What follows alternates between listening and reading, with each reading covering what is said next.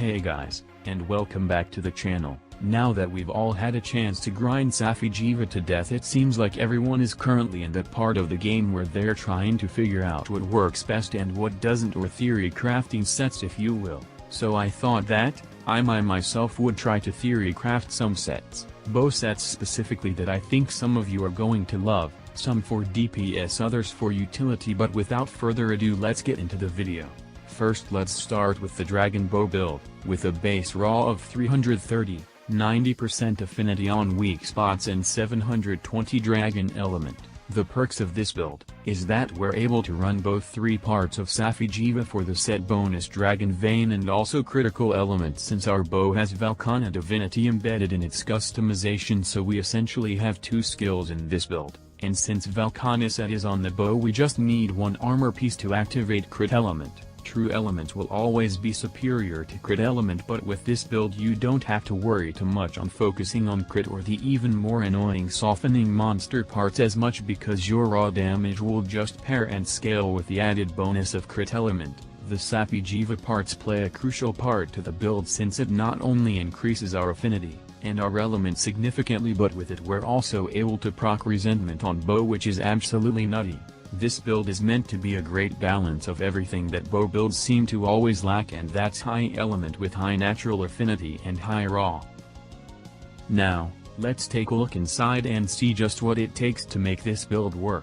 A quick disclaimer: this build is not for the faint of heart and require a lot of rare decorations. I won't lie and say that this build will be easily to replicate, when what you can do will depend heavily on your decorations you have on hand, so do what you can till you can mimic it completely. Now, as you can see, we're using the Safi head, arms, and legs beta parts with the Valkana waist and the Rajang chest. Then for the rest of the build, we're using the Wyvern Bane's charm to increase our dragon element, and including an extra dragon attack decoration to finish of the skill. Then we put in our standard package of crit and affinity with expert decorations, and then critical boost, and then weakness exploit. The single weakness exploit is what's giving us our extra 15% affinity when hitting weak spots when our weapon's drawn, and also a point in constitution of 4 stamina reserves. If you don't have that, just use a constitution decoration if you're not good with managing your stamina, because as you can see I didn't finish augmenting my weapon, so I can either get more affinity myself or more elements, and some already at 90% affinity on weak spots, I may just go for more element. And then we finish off the build by finishing off the resentment skill and then adding a constitution and stamina surge. Again, you can replace this with another constitution or stamina surge, your choice. And then the bow of course is maxed out with all element upgrades with the 1 Valkana divinity for the crit element. As you saw from some of the background footage, the bow hits like a tractor trailer truck.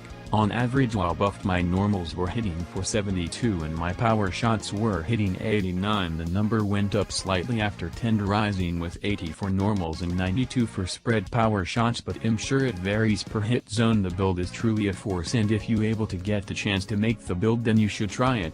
But know that because you're running the resentment build on top of Safi's armor eating away at your life, that you should be cautious while hunting. The bow hits so fast that you should have no problem healing off the secondary affect of the Safi set, but try not to play too aggressively and wind up carding yourself, since that is a possibility as well.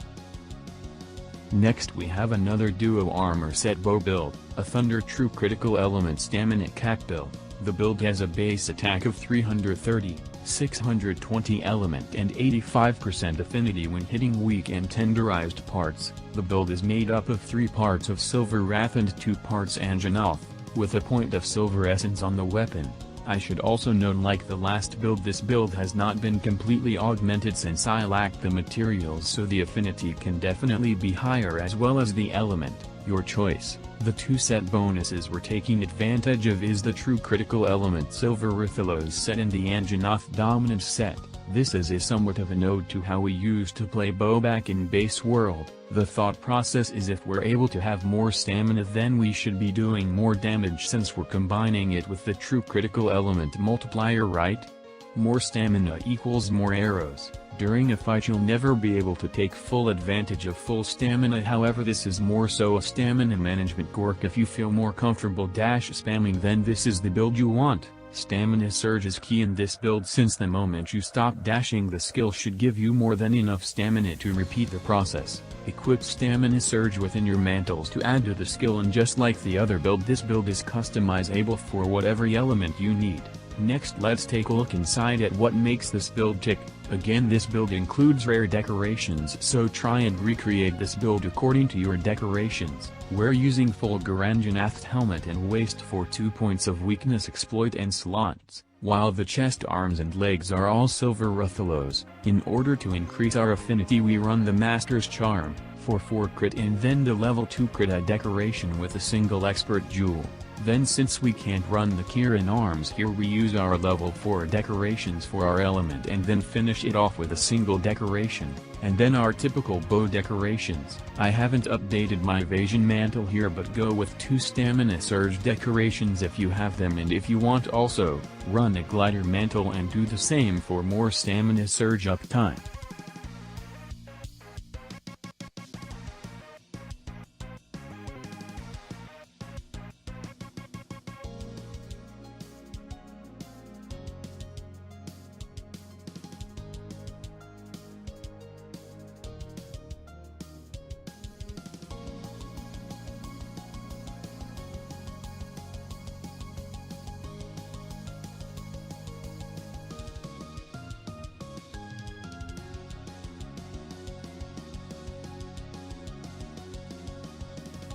And there you guys have it, just a few bow sets that I thought about while theory crafting. Obviously my favorite is the Safi crit element set, but the stamina cap set is no slouch in its own right. There was however originally supposed to be a third build, an ice bow build, but it just didn't seem worth it. It was supposed to be similar to the Thunder Stamina Cap build and pair true crit element to element acceleration. It seemed good at first, but it was just too inconsistent and a waste of resources. I originally wanted to show you guys because I wanted to show you how versatile bow can be now, but just because you can do something doesn't mean you should. However, if you're interested, here's the build if you want to try it for yourself. You can have either Nama Divinity or Silver Ruthalos on the bow and then craft the build like normal from there. I would recommend the Nama on the bow though, because the Silver Ruthalos has better slots. But that's it. If you made it this far, I would just like to say thank you for watching and hope you enjoyed the video. If you learned anything new or exciting, make sure you share it with friends. But till next time, my Monster Hunter fam, and remember to stay class and hunt with style.